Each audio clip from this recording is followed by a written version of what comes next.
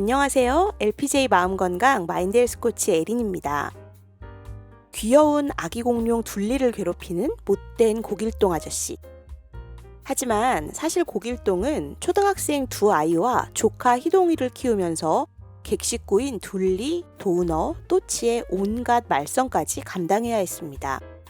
둘리 일행이 온 후로 재산 피해뿐 아니라 온갖 사건에 휘말려 살도 10kg나 빠지고 스트레스성 탈모까지 겪게 되죠. 사실 고길동은 부인과 사이도 좋고 부하 직원이 믿고 따르는 상사인데다 열심히 일하고 알뜰하게 모아서 집을 산 아주 성실한 인물입니다. 아마도 둘리를 만나기 전까지는 집안이 무척 평화로웠을 것 같은데요. 당시 검열 때문에 변경됐지만 원래 설정에서는 자녀인 철수와 영희가 둘리 못지않게 아빠를 괴롭히는 말썽꾸러기였다고 하네요. 역시 일도 잘하고 가정도 화목하기는 힘든 걸까요? 그나마 고길동은 야근도 주말 출근도 안 했던 것 같은데 말이죠. 이분은 두 아이를 둔 평범한 직장인입니다. 애초에 야근이나 주말 출근이 많은 파트인데 경력이 오래되다 보니 맡은 일까지 많습니다. 가족과 보내는 시간이 적을 수밖에 없겠죠. 가족을 사랑하지만 힘들게 일하고 집에 오면 사실 그냥 쉬고 싶을 뿐입니다. 그래서 아내와 살가운 대화를 나누거나 아이들과 놀아주지는 못하지만요. 그래도 가족을 위해 일하느라 그런 거니 이해해 줄 줄 알았어요. 그런데 요즘 그게 아닌 것 같다는 생각이 자꾸 듭니다. 사춘기가 됐는지 딸은 무슨 말을 해도 들은 척 만척이고 아내도 예전만큼 따뜻하지 않습니다. 그동안 잘 못해준 건 미안하지만 솔직히 섭섭하네요. 가족들과 화목하게 지내고 싶어도 업무에 집중하다 보면 그러기가 힘들잖아요. 한참 예민한 시기의 아이들과 어떻게 소통해야 할지도 너무 어려운데요. 잘 지내보자고 가족들과 다 함께 놀러 갔다가 거기서도 소외감만 느꼈고 그 서운함이 말다툼으로 이어져 분위기만 어색해졌다고 합니다. 이런 걸 바란 게 아닌데 말이죠. 성공적인 직장 생활과 화목한 가정. 두 마리 토끼를 잡기가 왜 이렇게 힘든 것일까요? 여러분에게 일은 어떤 의미인가요? 일은 우리가 세상과 소통하는 통로입니다. 인간은 소통하지 않고는 살아갈 수 없고 일을 통해 사회 구성원이 되어 아픔과 기쁨을 공유하죠. 일은 가치를 실현하는 목적이기도 합니다. 인간은 의미를 추구하고 일을 통해 사회 정체성과 독창성, 존엄성을 얻습니다. 그리고 일은 돈을 벌기 위한 수단입니다. 일을 통해 살아가는 데 필요한 것을 얻을 수 있죠. 아마 일을 세상과 소통하는 통로나 가치를 실현하는 목적이라고 생각하는 분보다는 돈을 벌기 위한 수단으로 생각하시는 분들이 더 많을 것 같습니다. 하지만 돈 버는 수단으로만 여기면 열정과 보람이 사라지고 실망과 공허로 채워진 일은 끔찍한 형벌과 다를 게 없죠. 자본주의 사회에서는 과도한 일 중독과 무한 경쟁에 빠지기 쉽습니다.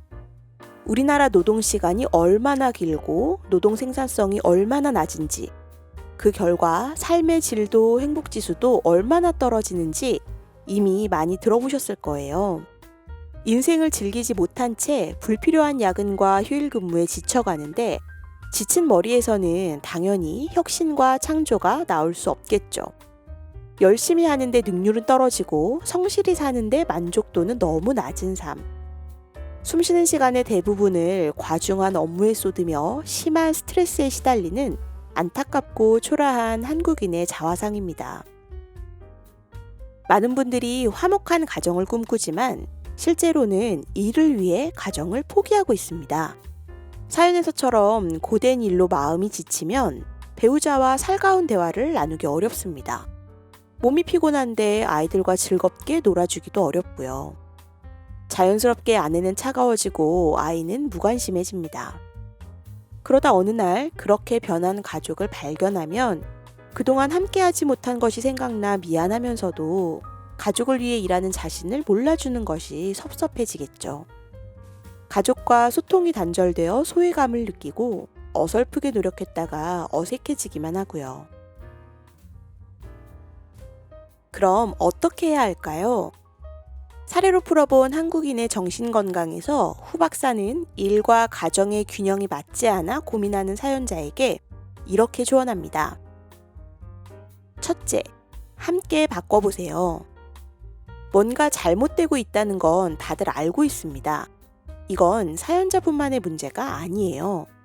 그렇다면 혹시 뾰족한 방법이 있지 않을까요? 상사는 어떻게 생각하는지, 동료는 어떻게 대처하는지 한번 물어보세요. 구조적인 문제라고 절대 바꿀 수 없는 건 아닙니다. 그러니 조금씩 바꿔보는 거예요. 먼저 주말에 출근하지 않는 것부터 시작해 볼 수 있겠죠. 그러려면 미움받을 용기가 필요하고요. 그러다 점차 저녁 있는 삶도 고집해 보세요. 그러려면 버텨내는 용기가 필요합니다. 바꾸지 못하는 것은 받아들이고 바꿀 수 있는 것에 주목하세요. 둘째, 작은 것부터 시작하세요. 일주일에 한두 번은 꼭 혼자만의 시간을 보내는 거예요. 30분이나 1시간이면 충분합니다. 카페에 홀로 앉아 커피 한 잔을 즐기거나 낯선 산책로를 따라 천천히 걷다 보면 이대로 살아도 될지 이런저런 생각을 하게 될 거예요. 또 한 달에 한두 번은 꼭 아내와 함께 오랫동안 가지 않았던 레스토랑에 가보세요. 함께 술 한잔 마시며 어떻게 살아야 할지 대화를 나눠보는 거예요. 그리고 매주 일요일 한 끼는 꼭 아이들과 함께 따뜻한 식사를 하세요. 아직은 할 말이 없고 어색하다면 가족들의 이야기를 묵묵히 들어주는 것부터 시작하면 됩니다. 셋째, 충분히 기다리세요. 사연자분이 미안함을 느끼는 건 가족의 기대를 저버렸기 때문입니다. 내가 이해받기 전에 상대를 이해하는 게 먼저예요. 사연자분이 섭섭함을 느끼는 건 기대했기 때문입니다. 지나친 기대는 항상 갈등을 유발해요. 또 사연자분이 소외감을 느끼는 건 불통 때문입니다. 배려받기 전에 먼저 배려해야 해요. 이제 미안해하지도 섭섭해하지도 소외되지도 마세요. 사람의 마음은 쉽게 풀리지 않아서 세월이 필요합니다. 가까운 사이에는 더 그렇겠죠. 지금부터라도 늦지 않았으니 가족을 위해 시간과 에너지를 쏟아야 합니다. 투자도 하지 않고 수익을 바랄 수는 없으니까요. 우리는 먹고 살기 위해 일하는 게 아닙니다. 즐겁게 살려고 일하는 거예요. 삶은 축제가 되어야 합니다. 고길동 캐릭터의 기원을 묻자 김수정 작가는 이렇게 대답했습니다. 길동 아저씨는 이 시대의 우리 아버지의 모습입니다. 하지만 부인인 박정자 캐릭터는 좀 다른 것 같았어요.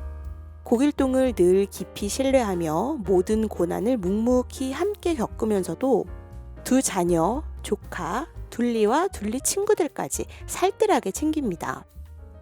과연 그렇게 아무리 힘들어도 언제나 믿어주고 용서해주고 베풀면서도 결코 지치지 않는 사람이 있을까요? 현실에서는 제대로 설명하지 않으면 오해하기 쉽고 가까울수록 실망도 많이 하는데 실망이 반복되면 기대조차 하지 않게 됩니다. 가족을 위해 일하는 것이라 해도 당장의 우선순위에서 자꾸 가족이 뒤로 밀린다면 관계는 점점 멀어질 수밖에 없습니다. 사실 가족을 위해 각자의 입장에서 나름대로 고생하는 건 부인도 아이도 마찬가지 아닐까요? 그러니 일단 작게라도 일에서 한 발 빠져나와 가족을 향해 내디뎌 보시면 어떨까 합니다.